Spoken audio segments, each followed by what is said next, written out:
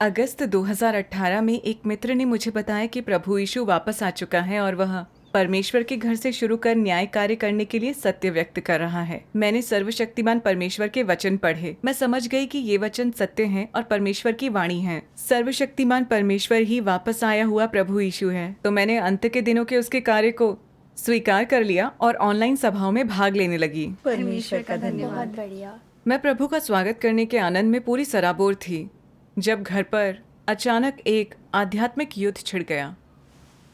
अक्टूबर 2018 में एक दिन मेरे पति ने मुझे एक संदेश भेजा जिसमें लिखा था, कुछ दिनों से तुम कलीसिया नहीं जा रही हो और वह कौन सी किताब है जिसे तुम पढ़ती रहती हो? उन ऑनलाइन सभाओं में तुम सब क्या बातें करती हो? मैंने हाल ही में परमेश्वर के अंत के दिनों के कार्य को स्वीकार किया था, इसलिए मुझे लगा कि मैं इसे समझा नहीं पाऊंगी। मेरे पति तो बचपन से ही विश्वासी रहे हैं, वे कलीसिया के सहकर्मी भी हैं, इसलिए प्रभु के वापस आने की खबर उन्हें बतानी चाहिए।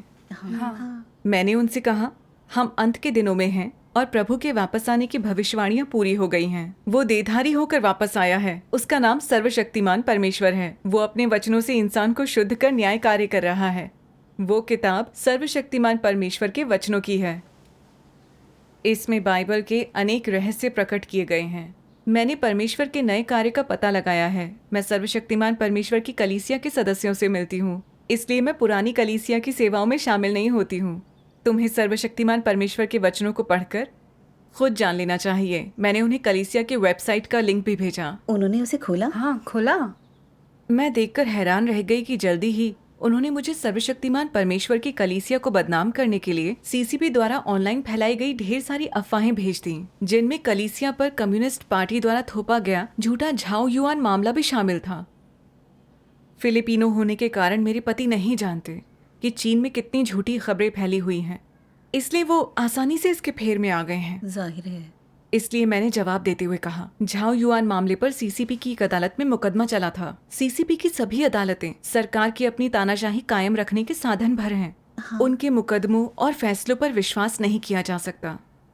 पिछले कुछ वर्षों में सीसीपी ने बहुत से अन्यायपूर्ण झूठे मामले गढ़े हैं, जैसे कि टियानमेन स्क्वायर छात्र विरोध प्रदर्शन जिसने दुनिया को चौंका दिया, और तिब्बत के विरोध प्रदर्शनों पर कार्रवाई।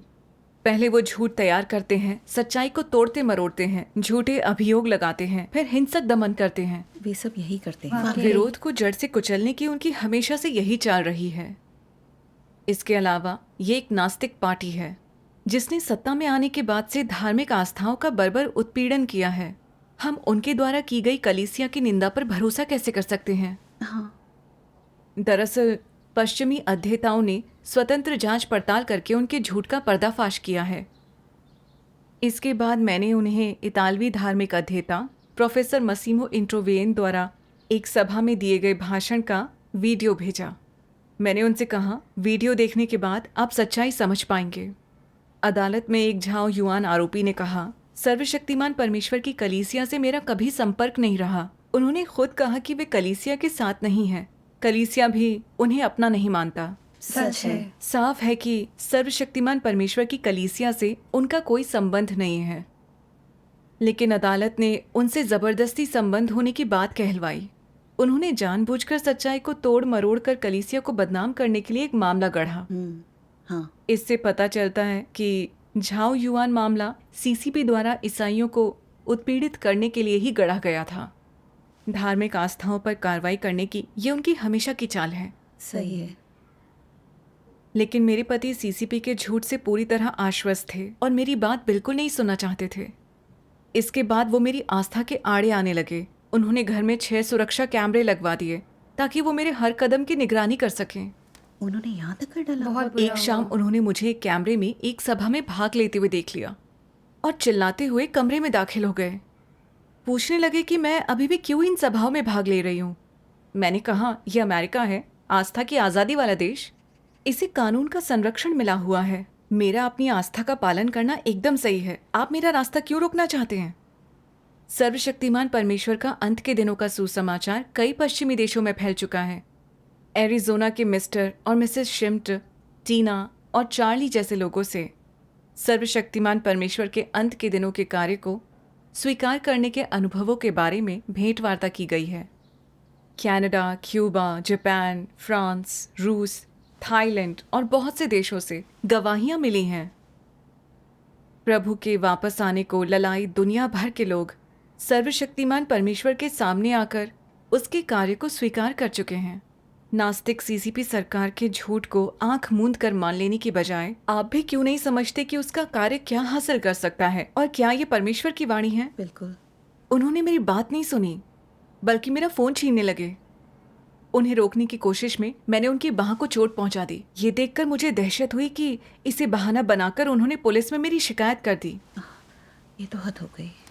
वो ऐसा कैसे कर सकते थे? फिर कुटिल मुस्कान के साथ बोले, तुम्हारे अपने परमेश्वर है ना, तो फिर उन्हें मदद के लिए पुकार लो। किसी भी पल पुलिस यहाँ पहुंच जाएगी। देखते हैं आज तुम्हें कौन बचाता है। मैं आग बबूला थी, थोड़ा डर भी गई थी। मुझे डर था कि चीन के बहुत से भाई बहनों की तरह पुलिस मुझे भी ले जाएगी। फिर मैंने परमेश्वर के इन वचनों को याद किया। मनुष्य का हृदय और आत्मा परमेश्वर के हाथ में है। उसके जीवन की हर चीज परमेश्वर की दृष्टि में रहती है। चाहे तुम ये मानो या ना मानो, कोई भी और सभी चीजें, चाहे जीवित हो या मृत, परमेश्वर के विचारों के अनुसार ही जगह बदलेंगी, परिवर्तित, नवीनीकृत और गायब होंगी। परमेश्वर सभी चीजों को इसी तरीके से संचालित करता है। आमीन। परमेश्वर का धन्यवाद। सब कुछ परमेश्वर के हाथ में है। हर चीज पर उसका ही राज है। उस दिन पुलिस मुझे ले जाती या नहीं, ये पूरी तरह से परमेश्वर के हाथ में था। अगर परमेश्वर ने ऐसा होने दिया तो इसमें उसकी इच्छा शामिल है। मैं समर्पण कर दूंगी। प्रार्थना करने के बाद मैं उतनी भयभीत नहीं हुई। 5 मिनट बाद पुलिस आ गई। हालात समझ लेने के बाद उन्होंने मेरे प्रति थोड़ी उदारता दिखाई। अफसरों में से एक श्वेत व्यक्ति ने कहा कि उसने चीन में वक्त गुजारा है। वो चीनी सरकार द्वारा धार्मिक आस्थाओं के उत्पीड़न के बारे में जानता है। हमारी बातचीत के बाद उस अफसर ने मेरे पति को ये कहकर चेतावनी दी कि अमेरिका में धर्म की आज़ादी है, आपको अपनी पत्नी की आस्था में दखल देने का अधिकार नहीं है। तब मेरे पति ने कहा वो आस्था रख सकती है, लेकिन घर पर ऑनलाइन सभाओं में शामिल नहीं हो सकती। फिर अफसर ने उन्हें दोबारा चेतावनी दी, ये आपकी पत्नी है, इस घर की एक सदस्य, इन्हें घर पर रहकर सभाओं में शामिल होने का अधिकार है। इस काम को कानूनी संरक्षण प्राप्त है। आप इन्हें घर पर सभाओं में भाग लेने से नहीं रोक सकते। ऐसा करना अमेरिकी कानून का उल्लंघन होगा। परमेश्वर का धन्यवाद। परमेश्वर ने उसके लिए एक रास्ता खोल दिया। हाँ। पुलिस के जाने के बाद मैं घटनाक्रम के बारे में सोचकर यकीन नहीं कर पाई। हमने इतने वर्षों में बहुत कुछ साथ साथ झेला, लेकिन उन्होंने सर्वशक्तिमान परमेश्वर में मेरी आस्था का बहाना लेकर पुलिस में शिकायत कर दी। मेरे पति में इतना परिवर्तन क्यों आ गया? इनमें तो कोई इंसानियत ही नहीं है। मुझे ये भी पता था कि इन कष्टों से गुजरने के बावजूद परमेश्वर मेरी रक्षा करते हुए मेरे साथ खड़ा था। मैंने उसका आभार माना। उसका अनुसरण करने का मेरा संकल्प और मजबूत हो गया। आमीन। परमेश्वर का धन्यवाद। मैंने अपनी आस्था पर कायम रहने की ठान ली थी। इसलिए मेरे पति ने हमारे सभी साझा बैंक कार्ड, कार की चाबी, दुकान की चाबी और मेरे पास पड़े नकद को अपने कब्जे में ले लिया। शादी होने के बाद से मैं ही हमारे पैसे और व्यापार के मामले संभाला करती थी, लेकिन अब वो ये सब मुझसे छीन रहे थे। हमारी इंटरनेट सेवा भी उन्होंने बंद कर दी ताकि मैं ऑनलाइन सभाओं में भाग न ले सकूं। मास्टर बेडरूम के दरवाजे पर ताला लगा दिया ताकि मैं अंदर ना जा सकूं। धीरे धीरे वो मुझसे दूरी बढ़ाने लगे। कभी कभी मैं उनसे पूछती कि वो कहाँ जा रहे हैं, तो वो बेरुखी से कहते कि देखो, मेरे मामले में टांग मत अड़ाओ, तुम्हें पूछने का अधिकार नहीं है। अगर तुम्हें सर्वशक्तिमान परमेश्वर में विश्वास रखना है तो तुम इस घर से जा सकती हो। अब तुम दुकान में काम नहीं कर सकती। अगर मुझे पता चला कि तुम उसके आसपास भी भटकी हो तो मैं पुलिस बुला लूंगा। बहुत दुष्टता है। उन्होंने हमारे मित्रों पर भी झूठ की ऑनलाइन बमबारी की। कुछ मित्र तो घर आकर मुझसे अपनी आस्था छोड़ने के लिए कहने लगे। हमारा शांतिपूर्ण जीवन तार तार हो गया। उस वक्त मैंने साथ बिताए अपने जीवन के बारे में सोचा। कैसे मैंने अपने पति के साथ व्यापार में शामिल होने के लिए अपना करियर छोड़ दिया, जिससे हम शहर में अपनी दुकान खोल पाए। लेकिन अब परिवार और आस्था के बीच चुनने का वक्त आने पर मैं वाकई नहीं समझ पाई कि क्या करूं। मैंने सचमुच खुद को कमज़ोर महसूस किया। मैं फैसला नहीं कर पाई। क्या सभी विश्वासी प्रभु के आने की लालसा नहीं रखते? मैं प्रभु का स्वागत करके आस्था के सही मार्ग पर निकल पड़ी थी। फिर कोई भी ये क्यों नहीं समझ पा रहा है? ये सब सोचकर मैं अपने आंसू नहीं रोक पाई। फिर मैंने परमेश्वर के कुछ वचनों को याद किया। मैं पढ़कर सुनाती हूँ। ठीक है। तुमने आज जो विरासत पाई है वह पूर्ववर्ती सभी प्रेरितों और नबियों से और यहाँ तक कि मूसा और पतरस की विरासत से भी अधिक है। आशीष 1 या 2 दिन में नहीं बल्कि बहुत त्याग के बाद मिलता है। तुम सबों के पास परिष्कृत प्रेम और बड़ा विश्वास और वे बहुतेरे सत्य होने चाहिए जो परमेश्वर चाहता है कि तुम्हारे पास हों। तुम्हें अडिगता के साथ न्याय की ओर मुड़ना चाहिए और परमेश्वर के प्रति तुम्हारा प्यार कम नहीं होना चाहिए। तुम में संकल्प होना ही चाहिए। आमीन। परमेश्वर का धन्यवाद। परमेश्वर के वचनों ने मुझे ताकत दी। मैं समझ पाई कि उसे बस लोगों का सच्चा प्रेम और आस्था चाहिए। वो चाहता है कि हमारे सामने किसी भी तरह की मुश्किल आए तो हम भटक कर उससे दूर न जाएं। परमेश्वर के प्रेम से ही मुझे ये सौभाग्य मिला कि परमेश्वर की वाणी को पहचानकर अंत के दिनों में प्रभु के वापस आने का स्वागत कर सकूं। मसीह का अनुसरण करने के लिए कष्ट झेलने का मूल्य और अर्थ होता है। ये एक धार्मिक प्रायोजन के लिए है। आमीन। मैंने उन अनुयायियों के बारे में सोचा जिन्होंने प्रभु यीशु का अनुसरण किया। वे रोमन लोगों द्वारा बर्बरता से उत्पीड़ित और धार्मिक अगुवाओं द्वारा निंदित किए गए। कुछ प्रभु के नाम पर शहीद हो गए, दुख सहे, मगर प्रभु ने उन्हें याद रखा। सच्चे परमेश्वर का अनुसरण करने में आ रही रुकावटों से मुझे परेशान नहीं होना चाहिए, बल्कि संतों की पीढ़ियों से सीखना चाहिए। मुश्किलों का सामना करते हुए अंत तक परमेश्वर का अनुसरण करना चाहिए। परमेश्वर आमीन। का धन्यवाद। ऐसे दुख दर्द का मूल्य होता है। वाकई। इसके बाद मैंने परमेश्वर के कुछ और वचन पढ़े। मैं आपको पढ़कर सुनाती हूँ। परमेश्वर द्वारा मनुष्य के भीतर किए जाने वाले कार्य के प्रत्येक चरण में बाहर से यह लोगों के मध्य अंतःक्रिया प्रतीत होता है, मानो यह मानव व्यवस्थाओं द्वारा या मानवीय हस्तक्षेप से उत्पन्न हुआ हो। पर्दे के पीछे सारी चीजें शैतान और परमेश्वर के बीच एक दाव है जो लोगों से परमेश्वर के प्रति गवाही की मांग करता है। जब अय्यूब को आजमाया गया, पर्दे के पीछे शैतान ने परमेश्वर के साथ दाव लगाया। अय्यूब के साथ जो हुआ वह मनुष्यों के कर्म थे, उनका हस्तक्षेप था। परमेश्वर द्वारा तुम लोगों में किए गए कार्य के हर कदम के पीछे शैतान की परमेश्वर के साथ बाजी होती है। इस सब के पीछे एक संघर्ष होता है। जब परमेश्वर और शैतान आध्यात्मिक क्षेत्र में संघर्ष करते हैं, तुम्हें परमेश्वर को कैसे संतुष्ट करना चाहिए और कैसे उसकी गवाही देनी चाहिए। तुम्हें यह पता होना चाहिए कि जो कुछ भी तुम्हारे साथ होता है वह एक महान परीक्षण है और ऐसा समय है जब परमेश्वर चाहता है कि तुम उसके लिए गवाही दो। आमीन।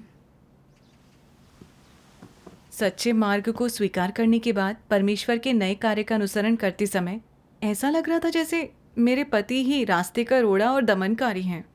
लेकिन इसके पीछे आध्यात्मिक जगत में एक युद्ध छिड़ा हुआ है।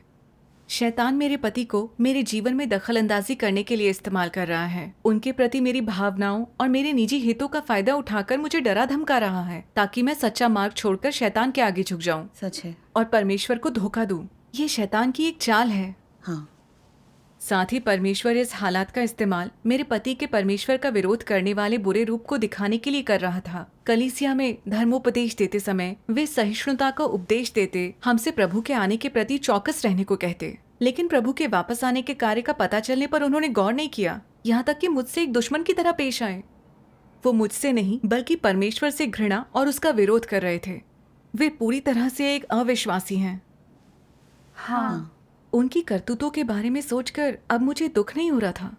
मैं बस सच में नाराज थी। हम दोनों पति पत्नी होकर भी अलग रास्तों पर हैं। मुझे पता था कि मैं अब उनके काबू में नहीं आ सकती थी। वो जितना दमन करते मैं परमेश्वर का उतना अनुसरण करती और शैतान को शर्मिंदा करती। आमीन। परमेश्वर का धन्यवाद। मैं न सिर्फ खुद परमेश्वर का अनुसरण करना चाहती थी बल्कि सत्य से प्रेम करने वाले अनेक सच्चे विश्वासियों के साथ परमेश्वर के अंत के दिनों का सुसमाचार साझा करना चाहती थी। आमीन। इस विचार ने मुझे इस कष्ट से उबरने की बहुत ताकत दी। आमीन। परमेश्वर का धन्यवाद। जल्दी ही मुझे घर के पास वाले बाजार में एक नया काम मिल गया। मैं वहाँ काम करते हुए सुसमाचार साझा करने लगी। वो कड़ी मेहनत का काम था, मगर परमेश्वर के वचनों के मार्गदर्शन से मैं उसे आराम से कर पा रही थी। परमेश्वर का धन्यवाद। लेकिन मेरे पति फिर भी नहीं रुके। मुझे विश्वास से रोकने के लिए उन्होंने मेरी साइकिल चुरा ली जिससे मैं काम पर जाती थी और मेरे काम करने पर रोक लगा दी। उन्होंने मेरी आस्था छुड़वाने के लिए मेरे काम की जगह पर कुछ खरीदारों को भी भेजा।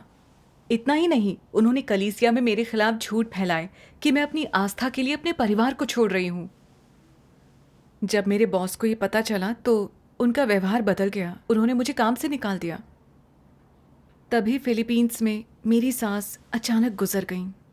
मेरे पति को वापस जाना पड़ा और उन्हें मेरा फ़ोन और दुकान की चाबी मुझे सौंपनी पड़ी। जब वो अमेरिका वापस लौटे तो मेरे प्रति उनका रवैया बहुत नरम हो चुका था। वो अब मेरे ऑनलाइन सभाओं में शामिल होने का विरोध नहीं कर रहे थे। मुझे लगा कि वो बदल गए हैं, लेकिन एक दिन उन्हें पता चला कि मैंने उनकी कलीसिया की एक बहन के साथ परमेश्वर के अंत के दिनों के कार्य का सुसमाचार साझा किया है, तो उन्होंने उससे संपर्क साधने के लिए मेरी पीठ पीछे पादरी की मदद ली। उन्होंने उस बहन से बहुत झूठ बोला। उसने उनकी बात पर यकीन कर हमेशा के लिए मुझसे नाता तोड़ लिया। मेरे पति ने मुझे चेतावनी दी, सर्वशक्तिमान परमेश्वर में विश्वास रखने से तुम्हें कोई नहीं रोक सकता, लेकिन मैं तुम्हें अपनी कलीसिया के लोगों को उसमें शामिल नहीं करने दूंगा। अब तुम्हें वहां नहीं आने दिया जाएगा और अब तुम हमारी दुकान में अपना फ़ोन लेकर नहीं आ सकती। अगर तुमने दोबारा उनके संदेश पढ़े या उनकी कॉल का जवाब दिया तो मैं तुम्हें धक्के मारकर निकाल दूंगा। उनका बर्ताव चौंकाने वाला और गुस्सा दिलाने वाला था। उन कुछ महीनों में मैंने उनके साथ इतना सब्र रखा। मैंने उन्हें अपने ढंग से जीने को प्रेरित करने की कोशिश की। मेरे प्रति और परमेश्वर के कार्य के प्रति उनके रवैये में बदलाव के लिए उन पर इसका प्रभाव पड़ना चाहिए था। मैंने कभी नहीं सोचा कि मेरे पति इतने हठी और दुर्भावनापूर्ण होंगे। दुनिया को उन्होंने एक बिल्कुल झूठा चेहरा दिखाया। उन्होंने मेरी आस्था को नहीं माना और इसे दूसरों के साथ साझा करने से भी दूर रखा। बेशर्मी के साथ भाई बहनों पर अपना स्वामित्व जताया। क्या ये ढीठ बनकर परमेश्वर की भेड़ों को हथियाना नहीं है? हाँ। परमेश्वर की भेड़ें उसकी वाणी को पहचान कर उसके घर लौट आती हैं। यही सही है। आस्था एक स्वतंत्र चीज है, लेकिन वे भाई बहनों को तोड़ने की भरसक कोशिश करने के लिए पादरी के साथ मिलकर काम कर रहे थे। उन्होंने लोगों को गुमराह करने के लिए झूठ फैलाया ताकि वे परमेश्वर के अंत के दिनों के सुसमाचार को सुनने की हिम्मत ना करें।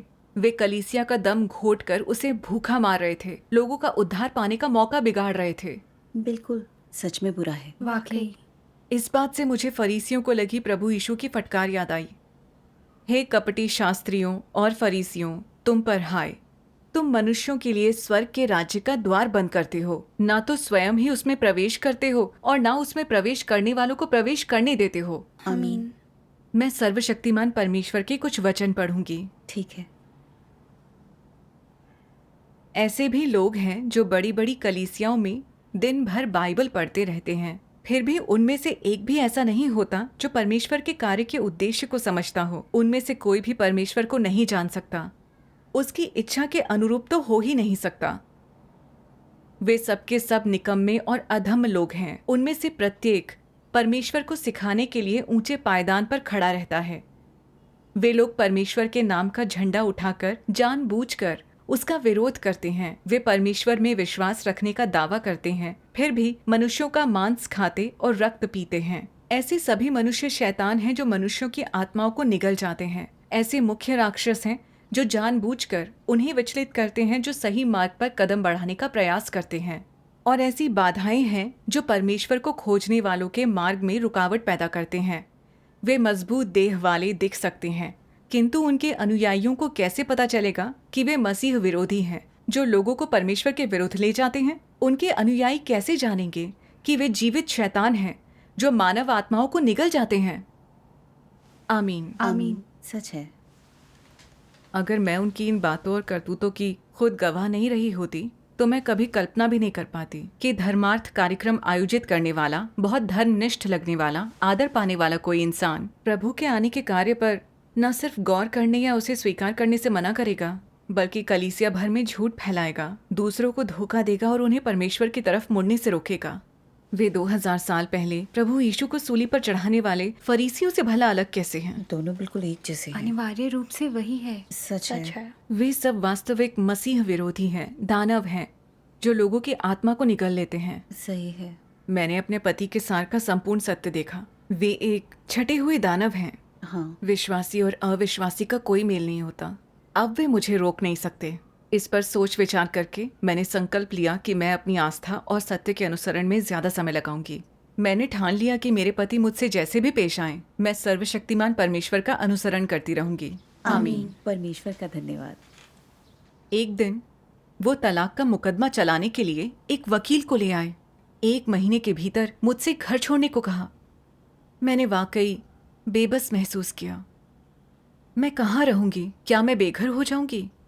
उन्होंने भाई बहनों के साथ मेरा संपर्क तोड़ने की कोशिश में हमारे घर से फिर से एक बार इंटरनेट कटवा दिया। अब मेरे पास कोई विकल्प नहीं था। मुझे सभाओं में भाग लेने के लिए हमेशा बाहर जाकर जनता इंटरनेट का इस्तेमाल करना पड़ता था। मेरी जिंदगी संकट में थी। आमदनी के बिना रोटी मकान जैसी बुनियादी ज़रूरतें पूरी करना भी मुश्किल हो गया था। मैं पहले कभी ऐसे मुश्किल हालात से नहीं गुजरी थी। कोई अंदाज़ा नहीं था कि मैं कैसे गुजारा करूंगी। मैं बहुत दुखी और खोई हुई महसूस कर रही थी। जब एक बहन को पता चला तो उसने मुझे परमेश्वर के वचनों का एक अंश भेजा। मैं अभी इसे पढ़ना चाहती हूँ। बढ़िया। परीक्षणों से गुजरते हुए लोगों का कमजोर होना या उनके भीतर नकारात्मकता आना या परमेश्वर की इच्छा पर या अभ्यास के लिए उनके मार्ग पर स्पष्टता का अभाव होना स्वाभाविक है। परंतु हर हालत में अय्यूब की ही तरह तुम्हें परमेश्वर के कार्य पर भरोसा अवश्य होना चाहिए और परमेश्वर को नकारना नहीं चाहिए। अपने अनुभव में तुम परमेश्वर के वचनों के द्वारा चाहे जिस भी प्रकार के शुद्धिकरण से गुजरो। संक्षेप में परमेश्वर को मानव जाति से जिसकी अपेक्षा है वह है परमेश्वर में उनका विश्वास और प्रेम। इस तरह से जिसे वो पूर्ण बनाता है वह है लोगों का विश्वास, प्रेम और अभिलाषाएं। आमीन। परमेश्वर का धन्यवाद। इसे पढ़ने के बाद मुझे एहसास हुआ कि मेरे पति का मुझे तलाक की धमकी देना परमेश्वर की इजाजत से हो रहा है। जब अय्यूब अपने परीक्षणों से गुजर रहा था तब लुटेरों ने उसका सब कुछ लूट लिया। उसके बच्चों की जान चली गई, उसके पूरे शरीर पर फोड़े हो गए और वो राख के ढेर पर बैठा रहा। उसकी पत्नी ने उसे ठुकरा दिया, उसे अपनी आस्था छोड़ देने और मर जाने को कहा। मित्रों ने आलोचना की, मजाक उड़ाया। इन परीक्षणों और दुखों का सामना करते हुए भी अय्यूब परमेश्वर का गुणगान करता रहा। यहोवा ने दिया और यहोवा ही ने लिया, यहोवा का नाम धन्य है। यही है सच्ची आस्था। हाँ। आमीन। एक बार मैंने परमेश्वर के सामने एक शपथ ली थी कि चाहे जो भी हो जाए मैं परमेश्वर का अनुसरण करती रहूंगी। लेकिन मेरे गुजारे को खतरे में डालने वाले मेरे पति की धमकियों से सामना होने पर मैंने खुद को नकारात्मकता में पाया। मैं समझ गई कि परमेश्वर में मेरी आस्था सच्ची नहीं है। मेरे पति मुझे तलाक की धमकी दे रहे हैं ताकि मैं परमेश्वर को धोखा दूं, उसे छोड़ दूं। मैं शैतान की चालों का शिकार नहीं हो सकती। सही। चाहे किसी भी तरह के परीक्षण से सामना हो, मुझे परमेश्वर का अनुसरण करना है, शैतान को शर्मिंदा करना है। आमीन। परमेश्वर का धन्यवाद। कुछ दिन बाद मुझे एक काम मिल गया। इससे मैं इंटरनेट एक्सेस कार्ड खरीद सकी ताकि मैं सभाओं में भाग लेकर अपना कर्तव्य निभा सकूं। बहुत बढ़िया। मैंने बहुत अच्छा महसूस किया। बाद में मैंने शांति से तलाक के कागजात पर दस्तखत कर दिए और अपने पति की बंदिशों से पूरी आज़ादी पा ली। अब मैं आज़ादी से अपनी आस्था का पालन कर सकती हूँ। बहुत बढ़िया। मैंने अपना कर्तव्य निभाया और सुसमाचार साझा करना जारी रखा। पहले के मुकाबले पैसों की कमी होने के बावजूद मैं चिंता मुक्त होकर अपना कर्तव्य निभा पा रही थी। मेरे मन में आनंद और सुकून था। मैंने महसूस किया कि परमेश्वर का अनुसरण करना और सही मार्ग पर चलना जीवन जीने का सार्थक तरीका है। आमीन। परमेश्वर का धन्यवाद। घर में इस आध्यात्मिक युद्ध से गुजरते हुए गवाही देने लायक बनाने के लिए मैं परमेश्वर का धन्यवाद करती हूँ। परमेश्वर का धन्यवाद। परमेश्वर में आजादी से विश्वास रख सकते हैं।